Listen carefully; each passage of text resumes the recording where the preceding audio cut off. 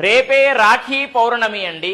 అనగా 9 ఆగస్టు 2025 శనివారము నాడు వచ్చింది.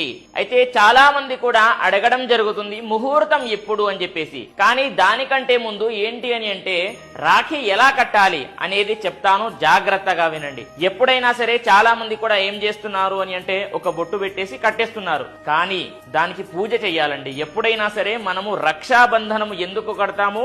ఆ సంవత్సరం అంతా కూడా అతను రక్షగా ఉండడానికి, ఆ యొక్క రక్ష పని చేస్తుంది, రక్షిస్తుంది, అందుకే కడతాము. మరి అలానే కట్టేస్తే ఎలా? ఒక చిన్న మంత్రము చెప్తాను, ఆ మంత్రము చెబుకుంటూ కట్టండి. అదే విధంగా దానిపైన పసుపు కుంకుమ అక్షంతలు వేసి కట్టేసేయండి. ఆ మంత్రము ఏంటి అని అంటే ఏన బద్ధో బలీరాజా దానవేంద్రో మహాబలః తేనత్వామభిబధ్నామి రక్షేమాచలమాచల అనేటటువంటి ఈ మంత్రాన్ని చెబుకుంటూ ఆ యొక్క రాఖీని కట్టేసేయాలి. అదే విధంగా చాలా మంది కూడా ముహూర్తం ఎప్పుడు అని చెప్పేసి అడుగుతున్నారు. చూడండి, పోయినసారి మనకు భద్రాకరణం వచ్చింది, అందుకే మనము ముహూర్తం పాటించాము. ఇప్పుడు ముహూర్తం అవసరం లేదు, మీరు యథావిధిగా ఎప్పుడైనా సరే కట్టుకోవచ్చు. శ్రావణ మాసం అద్భుతం, మహాద్భుతం, బ్రహ్మాండం, మహాబ్రహ్మాండం. ఎప్పుడైనా గుర్తుపెట్టుకోండి, తిథి వార నక్షత్రాలు టైమింగ్ తోని పని లేదు, అందులో పౌర్ణమి అసలు అవసరమే లేదు అనేది ప్రతి ఒక్కరికి కూడా తెలియజేస్తూ స్వస్తి, సర్వే జనాః